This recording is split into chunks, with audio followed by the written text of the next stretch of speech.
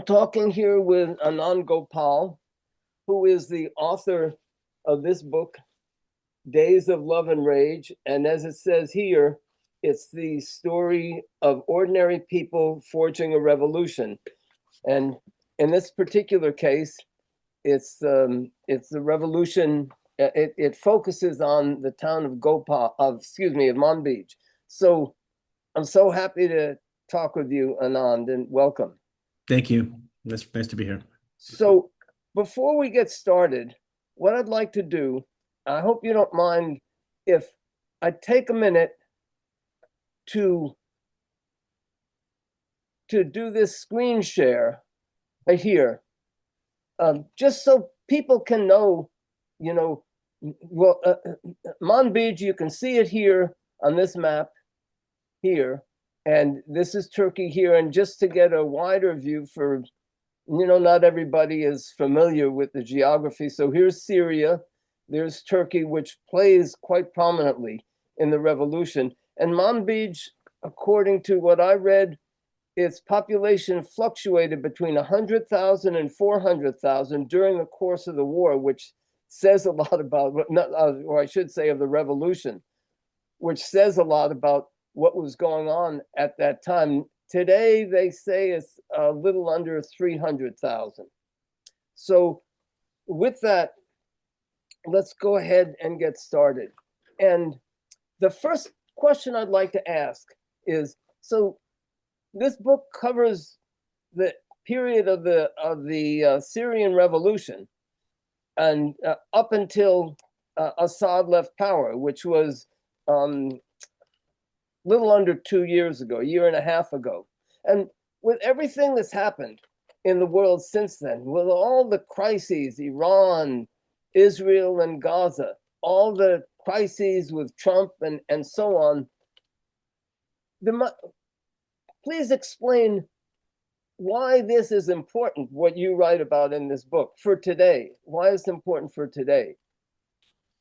Well, we can look around and see a lot of things in the news to feel upset about. Obviously, there's this terrible war in with Iran. There is the forward march of AI. There's increasing power of corporations and billionaires. Um, for me personally, I've been covering conflict for several years in Afghanistan, Iraq, Yemen, etc. And so I've always showed up in situations in which people have lost their loved ones, in which we've seen villages or cities destroyed. So I was covering depressing stories of devastation and destruction. And a few years ago, I was in Syria covering the revolution there, and also that also had much of the same uh, families getting their houses blown to pieces, and the Syrian government killing unarmed protesters. So there was a way in which you can look at that and say, okay, it's also pretty depressing. But in the midst of that, I heard this story about a place called Manbij, which is a city that I at that point hadn't even heard of. It's not a place that's well known in Syria before 2011. It's kind of an out of the way place. And I had heard that people in this community had managed to overthrow the 40-year dictatorship just in that city and were trying to forge a democracy from scratch. So that was very interesting to me because here it's a story of people trying to construct something when we usually hear stories of destruction, especially in the Middle East. And so that's why I think it's important, because the experiences that the individuals in the city went through aren't just experiences that teach us about Syria or the Arab Spring, but actually they speak to the broader concerns we have across the world about democracy, inequality, and the role of elites in our society. So that's why I think it's an important subject. So, yeah, I mean, to me, the most important event in history is revolution and counter-revolution. And just in general, and that's Yeah. what you give a bird's eye plus a ground level view of. And in reading your book, I kept thinking of the saying by that old tyrant Stalin, who said that 1,000 deaths is a statistic, and a single death is a tragedy. Yeah. And to me, what your book does is it gives the view of both of those. It combines the both of those. And you did it through what you called collective reporting. So explain that method of how this book came together through that method. Well, when I was tracing or tracking down people who are involved in this revolutionary experience, pretty quickly I found that people were not always forthcoming or willing to talk. They were afraid of outsiders. They were distrustful. People were traumatized by the things they had experienced. People also, their memories are faulty, of course, or you're in a situation with different political factions and everyone has their own story to tell. So I faced a challenge, which was how do I sort fact from fiction? How do I verify people's stories? How do I get them to open up to me and trust me? And what I realized pretty quickly is that I actually couldn't do that alone. But I was able to meet other Syrians from Manbij who were protagonists or participants in the revolution. And I recruited them as research assistants, and they fanned out across Syria, across the region, even into Europe, to track down their old comrades, people that they were on the barricades with, people that they risked their lives with, and they interviewed them too. And so in the end, we collected some 2,000 interviews. I conducted many of them, but these research assistants also conducted many. So we had this massive corpus of data of sort of testimonies from people from the city. I call that process collective journalism because revolution is a profoundly collective process. There's so many different experiences that the one needs to contend with, and it's one individual can't do that alone. And so, I was really able to do it through the sort of wisdom and experience of all these revolutionary activists who became researchers. I think it took you something like 2 or 3 years actually to research and write the book. Isn't that right? 8 years. It took me 8 years. Yeah. Wow.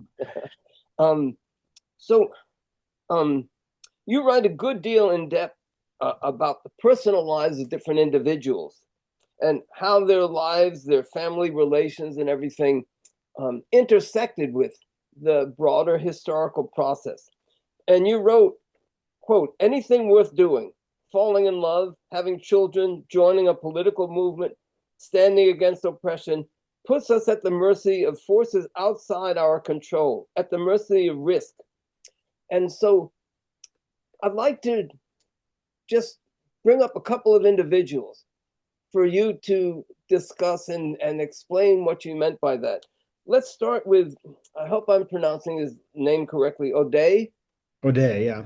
Um, so O'Day, when we meet him in the book, he's um, a kid, maybe 19 years old, completely apolitical, bit of a wayward youth, spends his time smoking hash on rooftops and downloading porn on his computer and just goofing off and um, kind of doesn't really work very hard at his job, which is a cell phone salesman. He has a vague and imprecise appreciation for Bashar al-Assad, the dictator of the country, without knowing much, but he just thinks, well, he's the president of our country. Um, but then he ends up one day, this is in late 2010, early 2011, he ends up meeting a young woman in his city and he falls in love with her. The problem is though that his this woman's brother knows O'Day and knows the kind of layabout that he is and does not want his younger sister to be seeing him. And so they end up having to conduct the romance in secret. And keep in mind as a backdrop, Manbij is a fairly conservative city by Syrian standards as well. So you don't have a lot of open coupling and dating. A lot of it is furtive. So at some point, the brother finds out about this romance, and Ode can no longer see his girlfriend, and this kind of awakens something in him. He begins to realize that life isn't always fair. As this is happening, the country breaks out into protests in the south of the country against the dictator. In the beginning, he's kind of dismissive of this. He's like, why are people raising a hue and cry about this, our country's fine. But slowly he begins to realize that the government is oppressing its population, is shooting at its protesters, and coupled with the loss of his lover, he awakens essentially and realizes that he's living in a pretty unjust society, and he becomes an unlikely revolutionary activist. And the book kind of follows his story as he becomes a leader of the revolution, both against the Assad regime and later, when ISIS takes over the city, he becomes the leader of the resistance against ISIS. Yeah, it's just so fascinating something, how a love affair will lead somebody into playing a historical role in a way that you would never expect. That's real life, though, isn't it? Um, Indeed, indeed. And if there were had not been this historical event, that this revolution that had taken place, somebody like O'Day would have had his love affair and would have had his life, and he would have lived in anonymity. Like this is what happens all throughout history, that revolutions take ordinary people and thrust them into extraordinary circumstances and turn them into extraordinary people. in fact, had it not been for your book, he would have been, except outside of his town, Right. he would be anonymous, That's true. which is true for tens of millions of people throughout history. The next one I'd like to ask about is, again, I hope I'm getting this name pronounced right. Abel Os. Abul Os, yeah. Abul Os, he's a Kurd. So the city of Manbij is predominantly Arab, but it does have a Kurdish minority. He grows up very poor. He's as a child, he works in his father's roadside stall, essentially. And his dream, his entire vision for his life is to turn this little roadside stall into a real shop.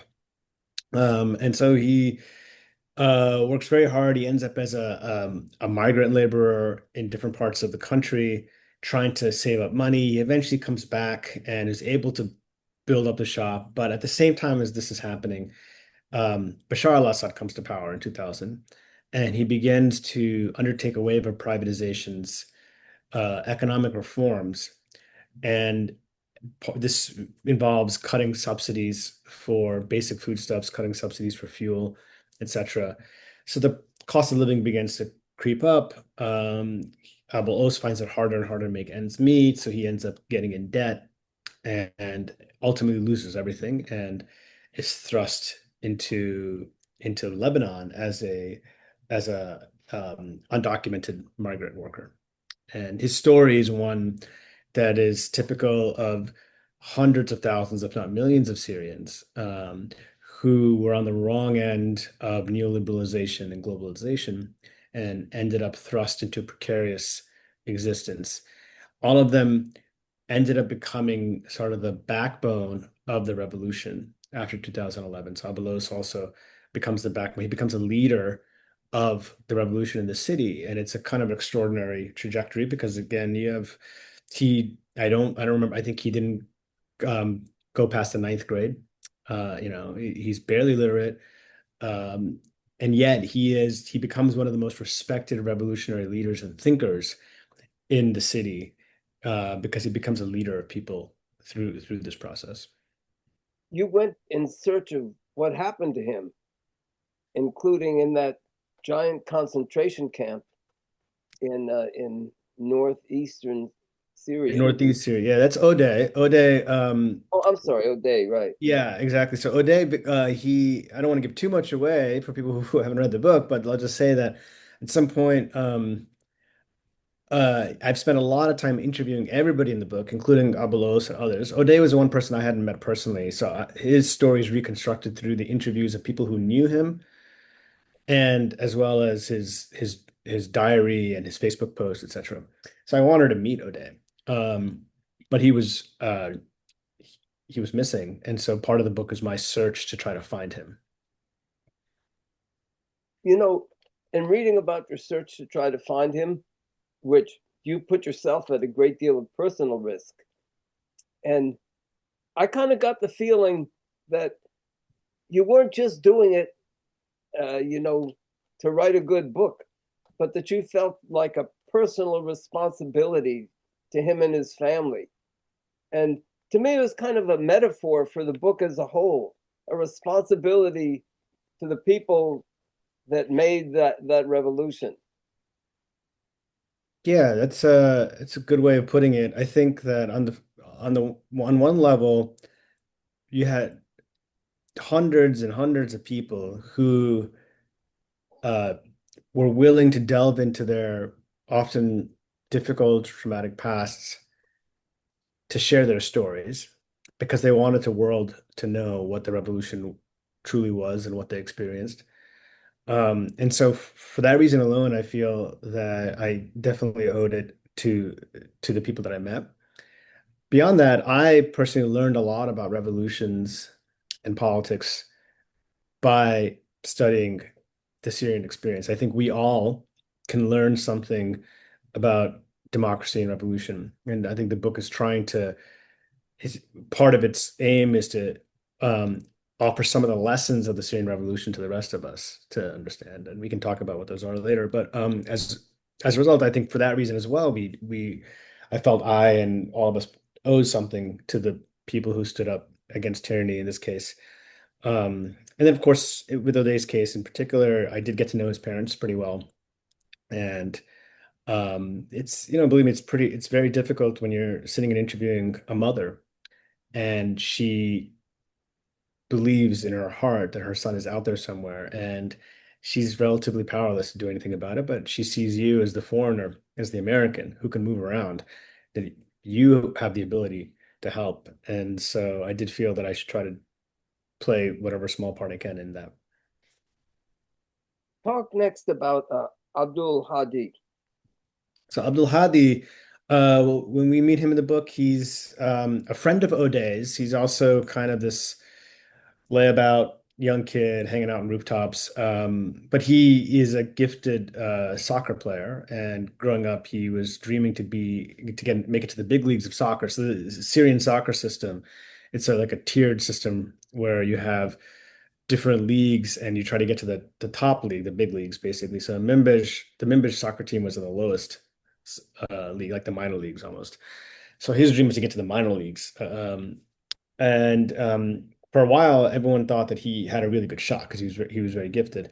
The problem, though, is he comes from a very poor working class background, and so after school, whereas some of his more middle class friends could go and spend time practicing or in the gym or with private coaches, he had to work. He had a little vegetable stand that of his parents that he was manning, and so he wasn't able to keep up with the middle class kids, and so he fell behind. Eventually, he wasn't able to make it to the minor leagues of soccer, and ended up eventually as a gym teacher. Kind of frustrated dreams and frustrated ambitions.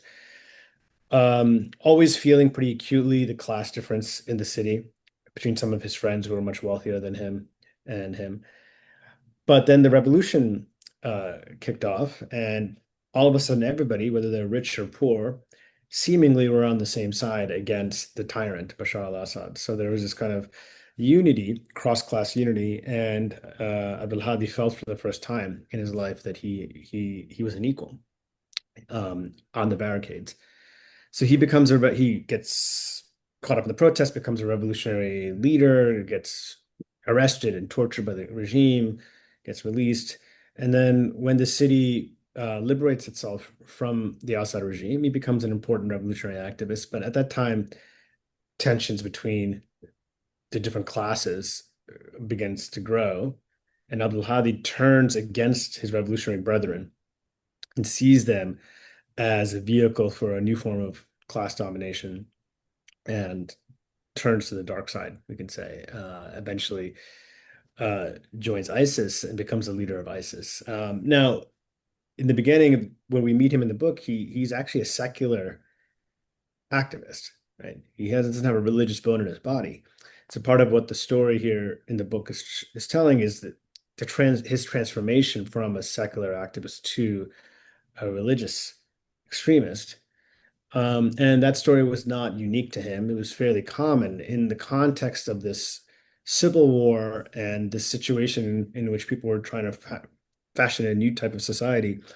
People were moving all across the political spectrum in one direction or the other. And, we tend to have this idea that you have these people who are either secular or they're religious, and these are fixed categories, but actually in reality, they tend to be very fluid categories.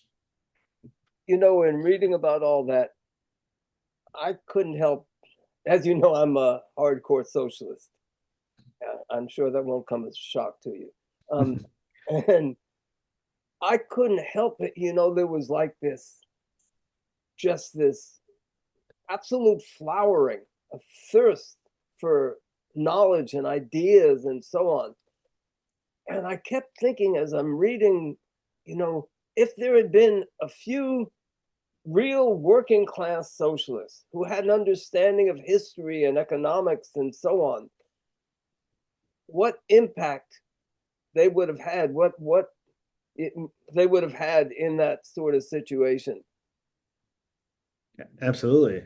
Absolutely. I mean, there was a huge class divide in the city. So, just to give a little context, in the protests in Memphis started in 2011.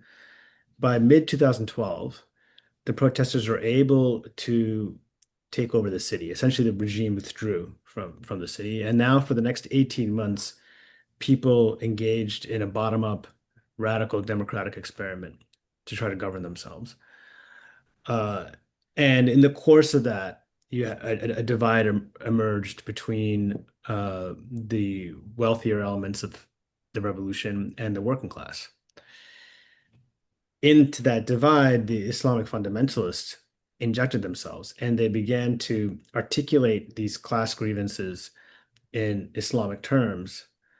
And as a result, were able to become hegemonic in the city by accruing a mass working class following.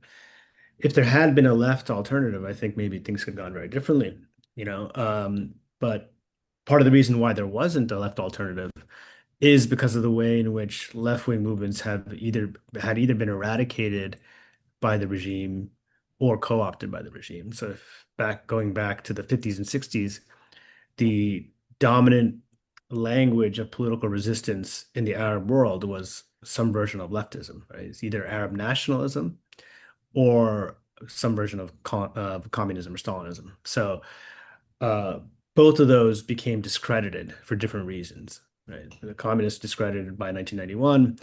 Arab nationalists were discredited because you had these dictators ruling in the name of Arab nationalism, but actually oppressing their people. And so this is partly what creates a space for a right-wing alternative, which was the Islamists.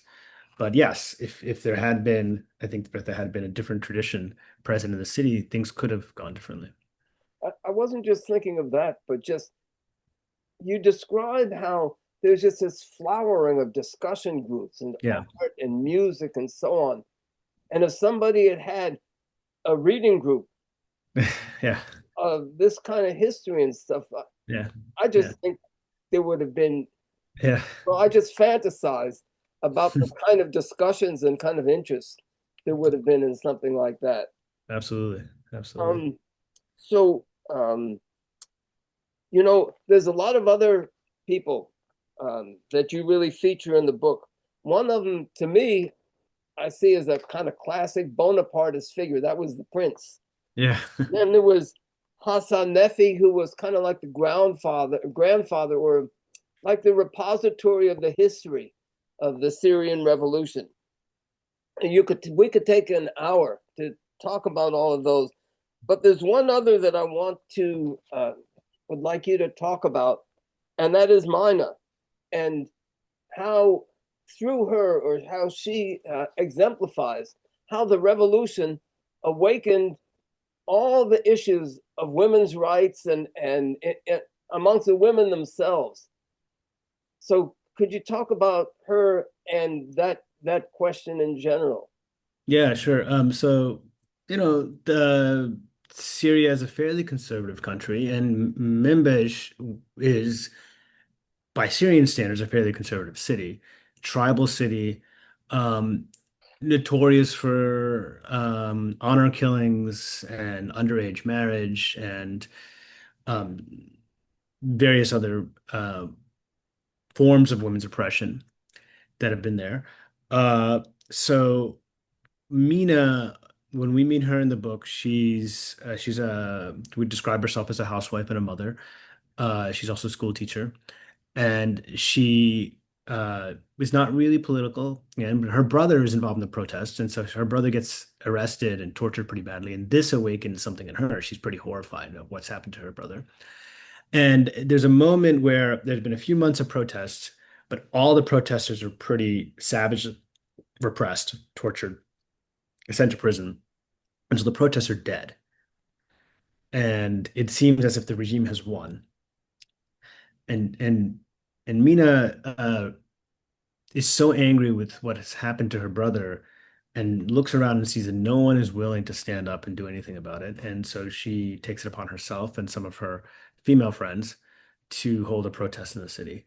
And this was a kind of a doubly transgressive act. On the one hand, of course, it's transgressive because it's standing up against a dictatorship, but it's also transgressive because it's in a heavily, deeply patriarchal society that these women are doing so. She ends up eventually becoming one of the revolutionary leaders in the city.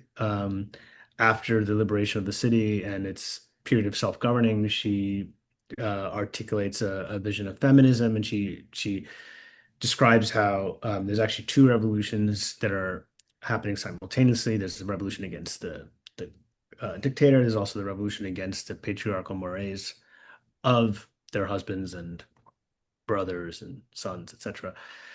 And women, by the way, who've imbibed some of this. And so you end up having a number of women's groups appear in the city.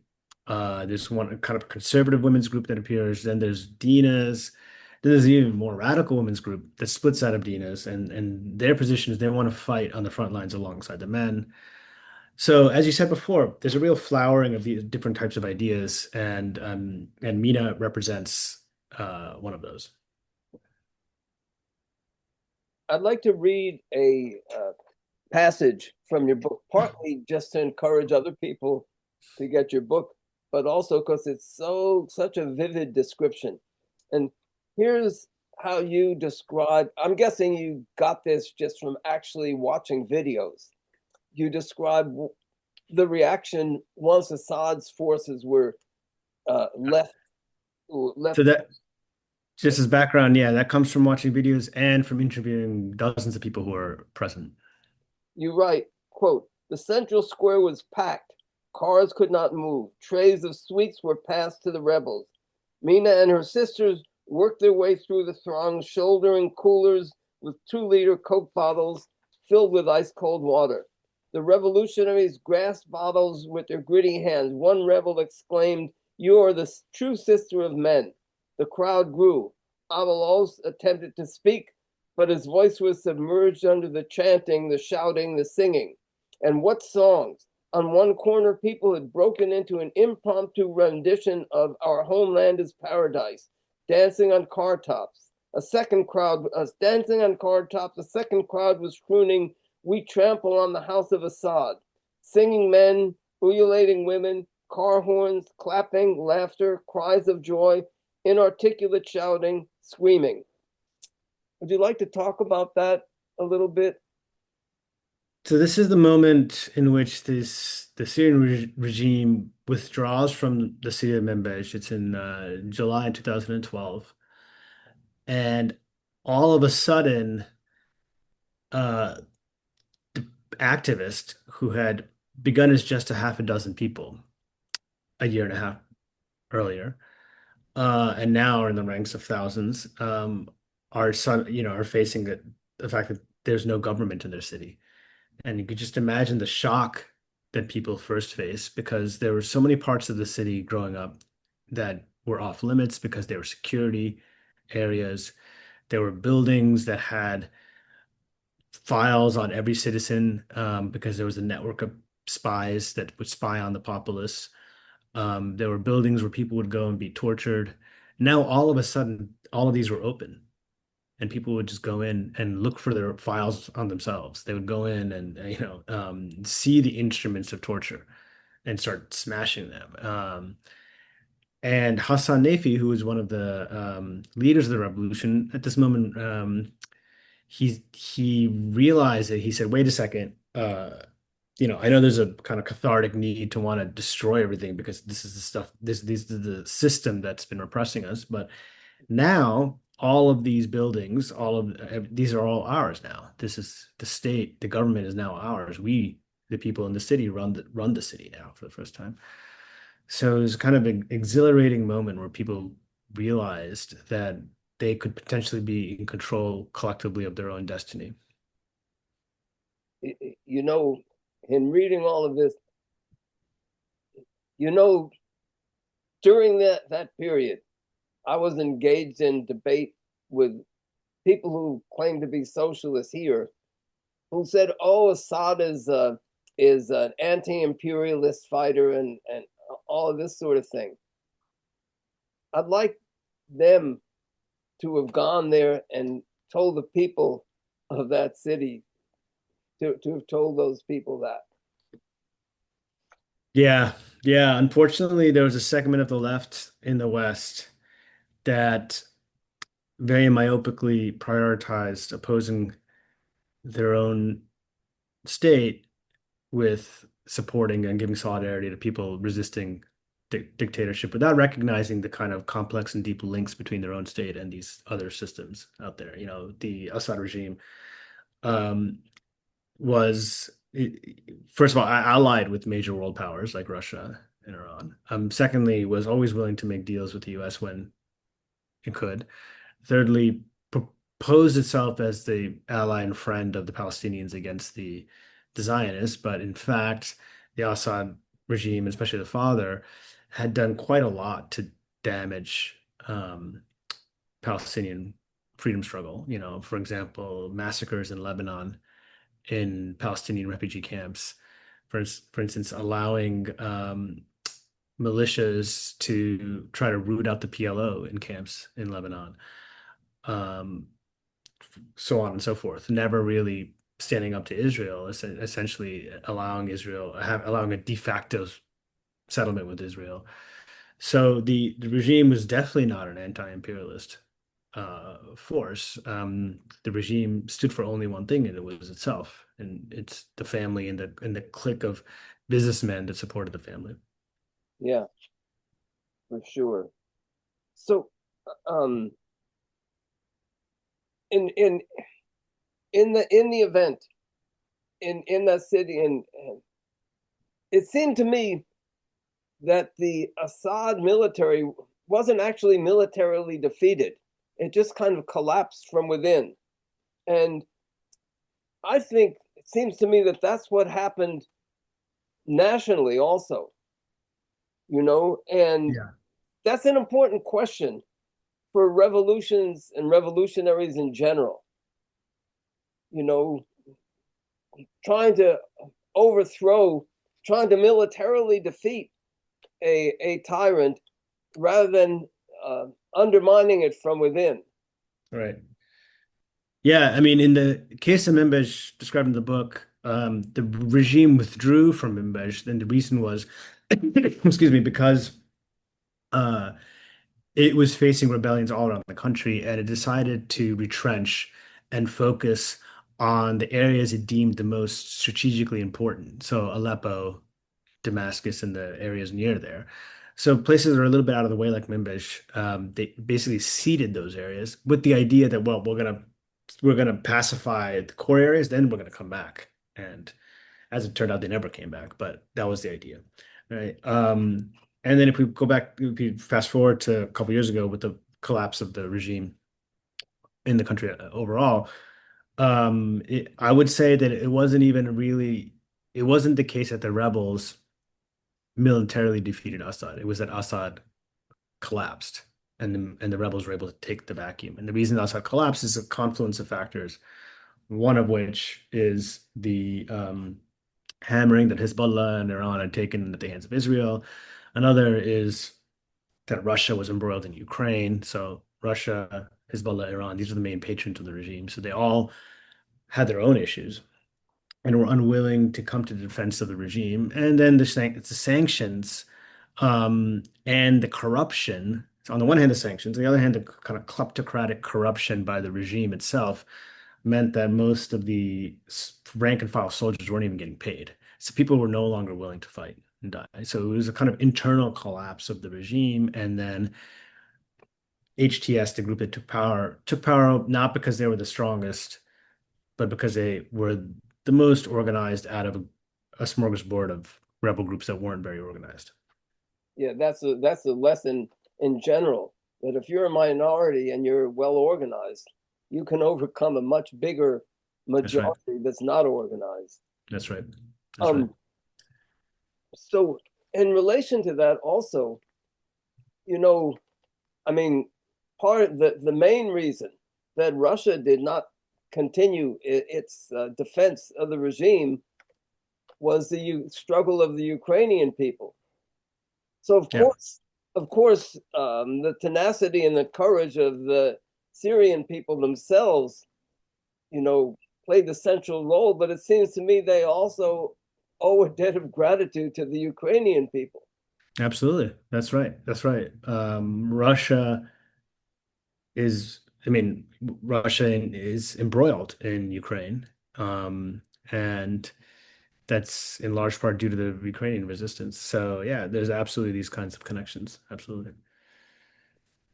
So you mentioned it, or you describe it to an extent, when you talk about uh, uh, um, um, you know, before, but can you talk a little bit about how it was that ISIS came to gain popularity, and what happened under their control? So as I mentioned earlier, the city, once it was liberated, it was riven into basically two factions, or put differently, into two different conceptions of freedom. So before, when Assad was in power, everyone was unified in demanding freedom against a dictator, right? So once the dictator was overthrown, now a new question arose, well, what do we actually mean by freedom? One group, which was in the revolutionary leadership, said that freedom means freedom of speech, freedom of assembly, freedom of markets. That group tended to be wealthier, tended to be merchants. The second group said, well, freedom of speech and assembly is great, it's important, but freedom of markets, we're not so sure because there is an economic crisis that was unfolding across the country due to the war. The subsidies, what few subsidies were left, were out the window. So the price of fuel was skyrocketing. The price of bread, which is a staple in the Syrian diet, was rising very quickly. At the same moment, you mentioned earlier the fluctuating population levels of the city. Part of that is because as other parts of the country were being bombed by Assad, people would flee and come to Manbij for a refuge. So what this did is created a housing crunch. Rents started to go through the roof, proverbially. So all of this led to a crisis of affordability in the city. And so working class members of the city began to demand all sorts of policies, everything from rent control, price controls, taxing the wealthy, even seizing. There's a factory. There was a French-owned factory nearby. It was demand to seize it and nationalize it. There's all these demands that are emerging from the poorer sections of society. But this was the divide because the leadership of the revolution, who I would call liberal for the most part, um, did not agree that they thought that we shouldn't. They thought property rights and were inviolable. They should not be encroached upon.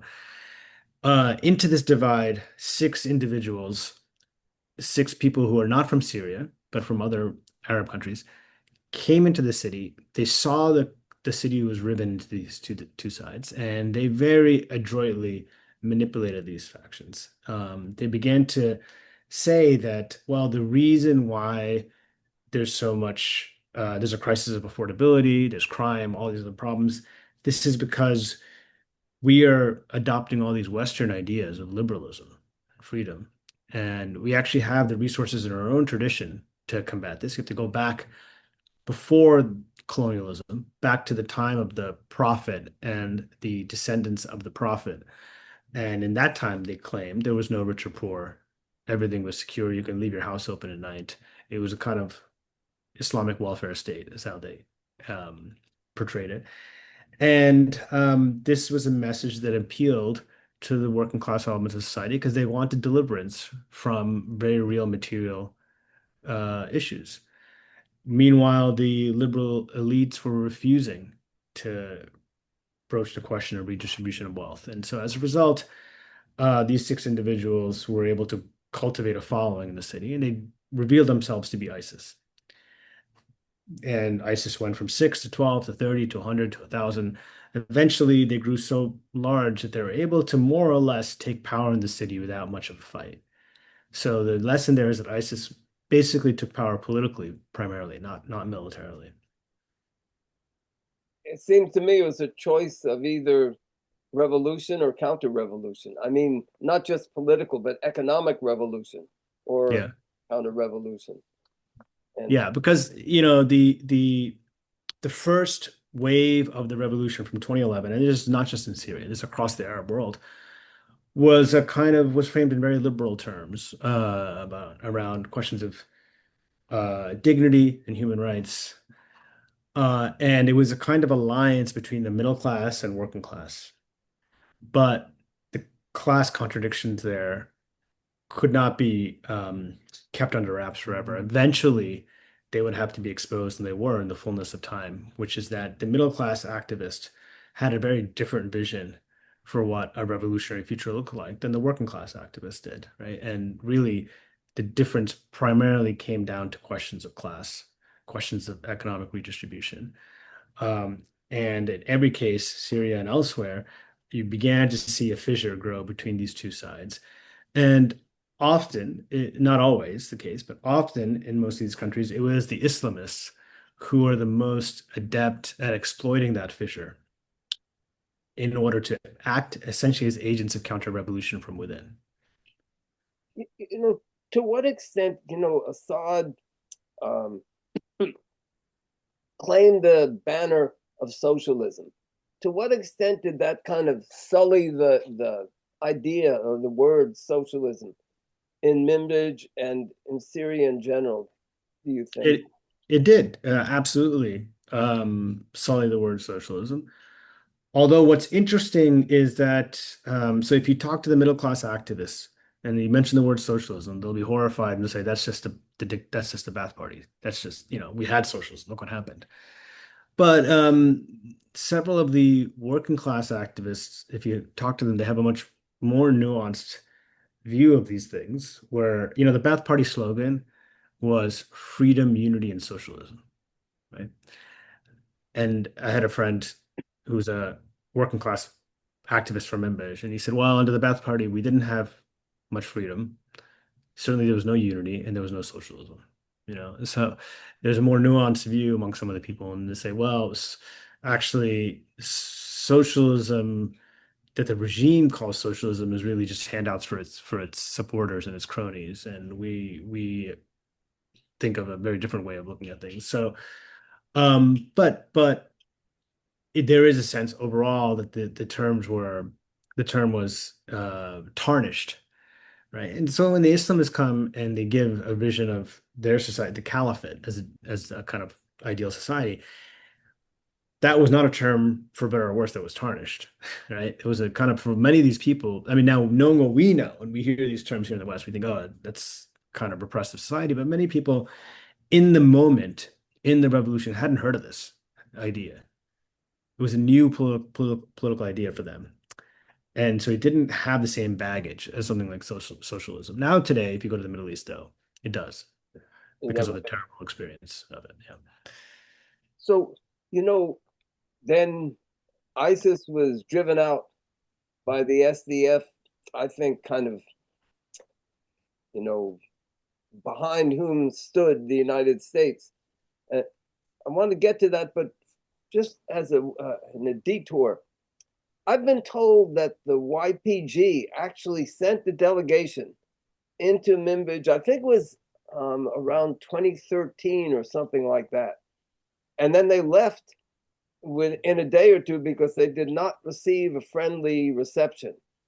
Did you hear about that? And if so, like what did you hear about that? So, um, just to give context to that, after the Assad was overthrown, we had the appearance of these things called assemblies. And there were some 40 assemblies. They were not political parties, really. They were these new types of political formations. Sometimes they were like political clubs, sometimes they're charities, sometimes they're proto parties. In the book, the kind of parallel I draw is with the Jacobins, for instance, in the French Revolution. So you had 40 of these, about 40, and they ran the gamut. They were left wing, right wing, secular, Islamist, everything was there. Now, the YPG, or really the PKK, which is the YPG is a front group for the PKK, the Kurdistan Workers' Party. The PKK did set up an assembly in Manbij from day one. It was called the People's House. That was the name of that assembly. And they were pretty active in local politics. So it wasn't the case that they just came for 1 day or 2 days and left. They were there the whole time, first and foremost. Secondly, we haven't talked about the rebel groups, but we've been mostly talking about the political side of things. There's also the armed struggle side of things, and there were in Manbij some 80 different rebel groups, and several. They're all connected to different factions, and the book kind of explains a little bit of it. But the PKK also backed certain rebel groups in the city. So the PKK slash YPGs always had a presence in the city, but they were always kind of like a third rail in the city in the sense that they weren't really with the revolution. They were kind of a third force, and of course, they end up becoming pretty important in the city after, because after when ISIS is in power, it's the SDF, which is another conglomeration front group for the PKK. SDF comes with U.S. support and defeats ISIS, but the PKK slash YPG was an essential part of that. So they were there all the way through. And in fact, the book does, I recall, if I believe it made it to the final cut of the book, which is that there is a moment where one of the assemblies, which is very important in the history of the city, the Revolutionary Youth Movement, which is kind of like the locus of some of the working class energy in the city, led by Abul Os and O'Day and Abdul Hadi and these people. They were approached by the PKK to try to get them on the payroll, right? Because the PKK recognized that these guys had an ear to the street and it had a popular following. So and Abul Os was a Kurd, so they actually approached him and threw a lot of money at him and said, "Hey, we'll support you," but they insisted on their independence and didn't take a dollar. What did you mean? What do you mean by they were always a third rail? I mean that you had kind of two forces in the city. You had like the liberal leadership, and then you had kind of the working class side, right? And they both had very different visions for what the revolution should look like. So that was everybody was either on one side or the other, more or less, between like the revolutionary leadership and the revolutionary opposition. Then you had the PKK, which didn't take a side with either one. So they were kind of a third force, right? But and my reading of it is they had their presence in the city. They were kind of waiting to see which way the wind blew, seeing if they can sort of support and manipulate one side or the other. So in that sense, they were the third rail. My impression of them was that, as well as all the Kurdish parties in different countries, where Kurdistan exists, is that, yeah, they might have raised other issues, but only in as much as those issues related to Kurdish independence or Kurdish rights. And everything was kind of subordinated to that question. How did that play out that there in Manbij? Yeah, I think that's a good way of putting it because the People's House, the assembly that's run by the PKK, they were mostly intervening on questions related to Kurds or Arabs and Kurds. So issues where there were problems between Arabs and Kurds, there were disputes, they would try to reconcile the two. So they were very much a Kurdish organization. And by the way, they weren't the only Kurdish organization. There was the KNC, which is a kind of the other side of things, more liberal Kurdish organization. There were other Kurdish organizations that were there. So, Membej at the time was a flowering of political expression. So you had so many different political parties and political sort of currents that were present. But yes, the PKK/YPG was primarily politically focused on the Kurdish issues. Militarily, they were supporting rebel groups that were not necessarily only Kurds. They also had some Arabs in it, but they were the ones who were kind of behind them. So, can you talk a little bit about what the city was like under their rule? So, under the rule of SDF, that's the Syrian Democratic Forces, this was a group, that's a name that was given to them by the United States. So, it's almost a creation of the US, um, which consisted of, in Manbij, it consisted of the YPG, which I said before is the front group of the PKK. Sorry, it gets confusing, but so the YPG, as well as some rebel groups that used to be on the side of the revolution and switched over. Okay. So that was the group that ran the city after ISIS. Um, Despite their names, Syrian Democratic Forces, several members of the YPG were not Syrian. They were Turkish or Iranian, others are Kurds from other places.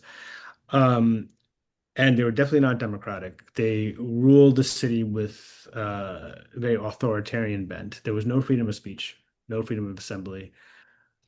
People were disappeared for speaking out. Leftists, important leftists who had played a role in the revolution, were disappeared. Some of them are still missing to this day. Uh, they economically were both extremely corrupt and neoliberal. Um, we hear in the West, sometimes you hear on the left about Rojava. So Manbij was part of Rojava geographically. But the reality of Rojava was that it was a profoundly anti-democratic experience and neoliberal experience actually as well. And the experience, what Mimich showed was that there's a lot of frustration and animosity in the city towards the SDF rulers because of issues like forced conscription, disappearance, lack of basic rights. At the same time, I should say there were some positives. Shouldn't just say the negatives. Number one, Syria historically has been a place where minorities have been oppressed, especially Kurds. Hundreds of thousands, if not millions, of Kurds had been rendered stateless by the Assad regime.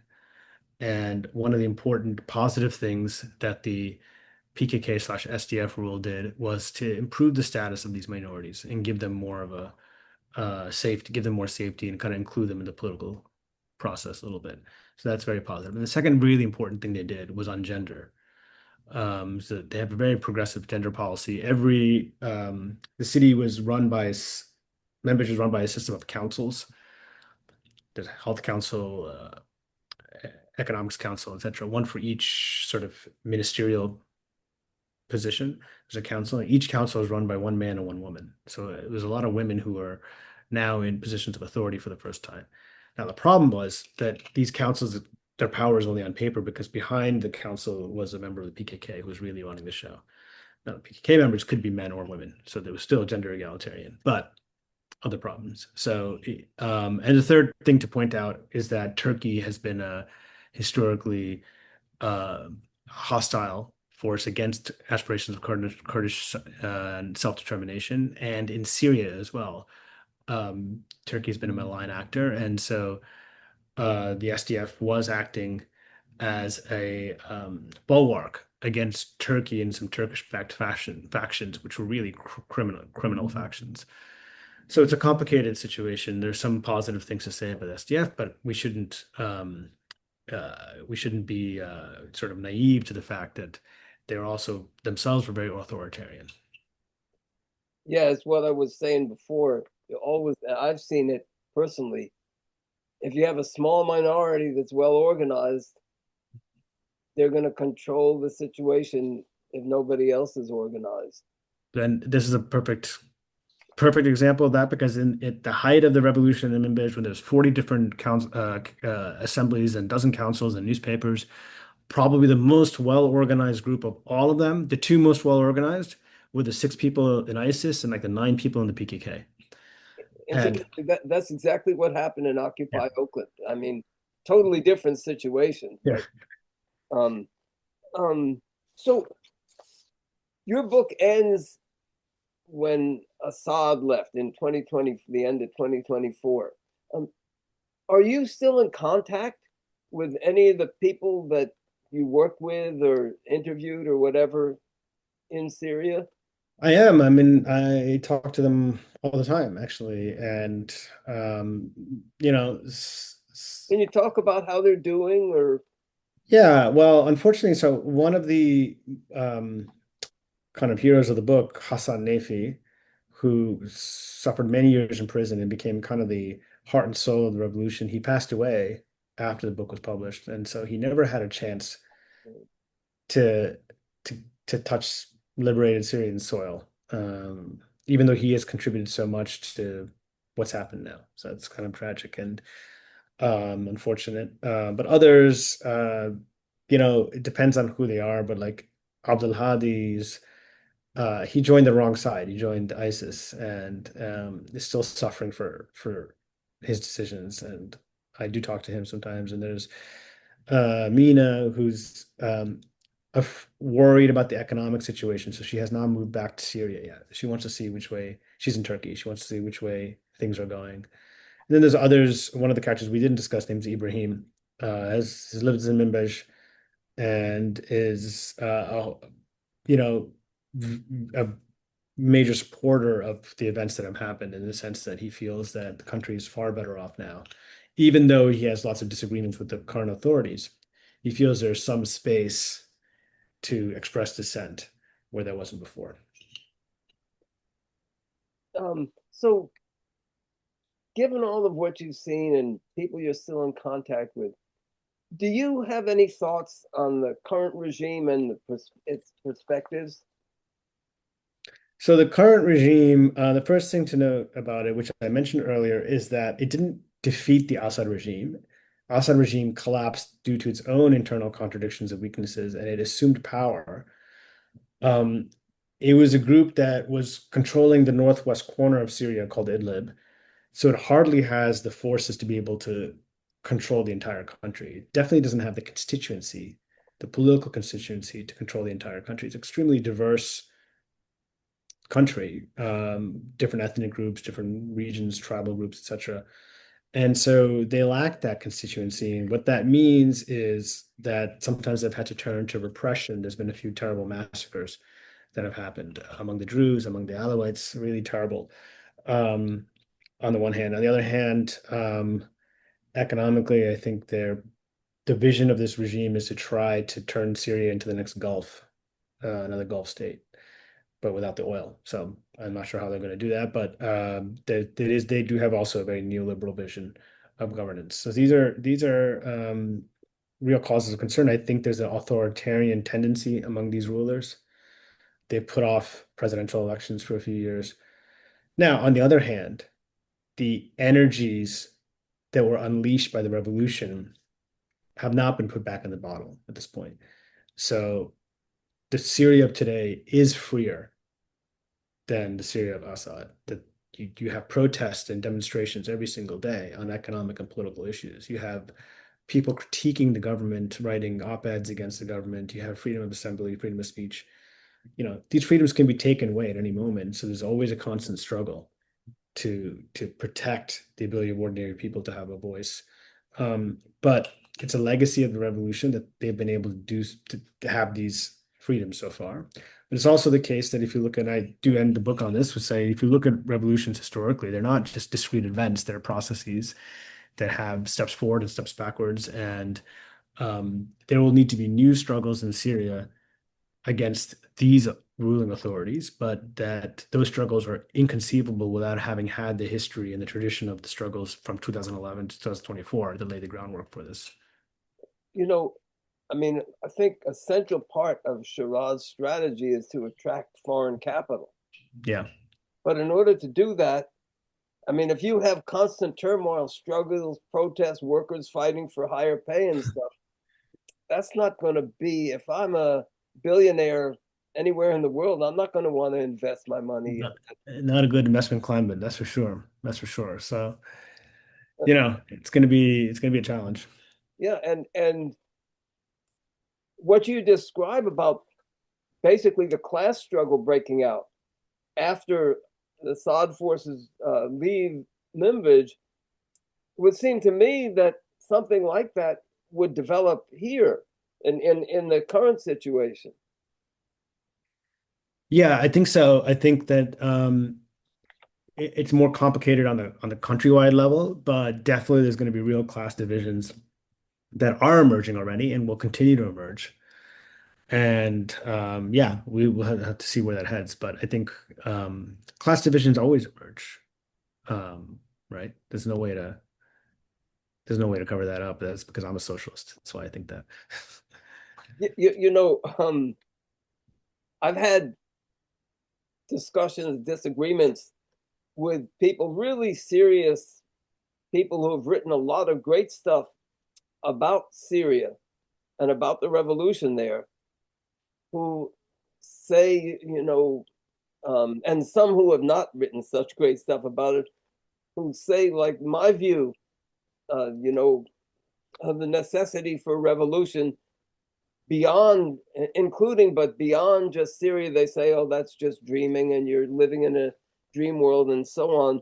And I think about that.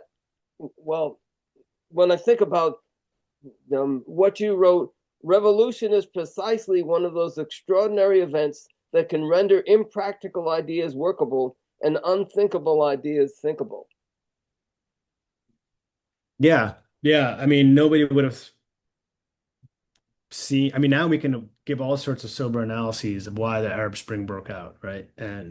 But nobody before it happened could have ever guessed that it could have happened. I think that there's a lot of turmoil and upheaval around the world, Nepal, Sri Lanka, uh, there's been uprisings, popular rebellions all over the place. The question to me isn't if, but when you're going to see another kind of upheaval. And the other question is, alluding to what we were saying before, are there going to be forces that are organized, well organized, that can be able to lead these uprisings in a fruitful direction or not?